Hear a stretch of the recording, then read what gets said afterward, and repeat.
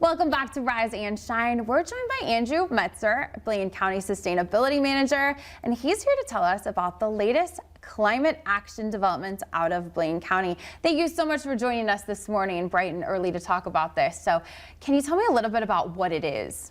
Sure, yeah, it's great to be with you this morning. So Blaine County just published its first climate action plan. It's a pretty hefty document, but it's a document that really helps us focus in on how we're going to respond to adaptation and mitigation realities related to climate change at the local level. And so we've identified 4 key task force areas where we're operating. Include land and water conservation, land use and transportation, clean energy and green building, and solid waste in our circular economy. So that gets at our recycling component as well.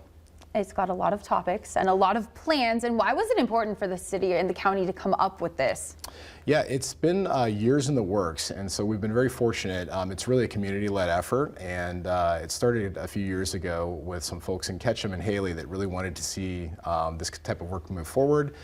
They wanted to see their local government be proactive about both mitigation and adaptation factors. You know, if you look outside today, for instance, there's a lot of wildfire smoke, a lot of heat concerns, and so how do we respond to those kinds of things? And so it's been years in the works. We've had everyone from high school students to national lab engineers and farmers participating in the process. It was a very community-driven process, and it's really the plan itself focuses heavily on partnerships going forward.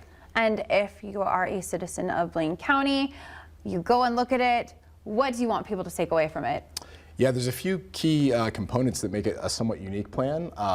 Those include, we've got key performance indicators. That's how we track our accountability in the programming year over year. A lot of components about, what we call the triple bottom line, so economic, social, and environmental factors. And we think that having that sort of balance of not just environmental components really leads to good output and outcomes for not only individuals, but also the private sector as well as government. So we feel like it's a pretty balanced approach. And why should people be concerned about this? Why is there an action plan in place? At the end of the day, it's not just about, like I said, environment. It's really about community health, way of life, and our economy. A great current example is the Bench Lake fires with our neighbors up in Custer County, Redfish Lake, and the economic impact that that's having currently is a big deal. And so how do we respond to those types of things, both from a hazard mitigation perspective as well as a climate mitigation perspective? That's kind of why we're doing this. And it is important for everyone, and they can be found on your website, and we will have a link to that on our website. Thank you so much for being here this morning. Rise and Shine will be right back.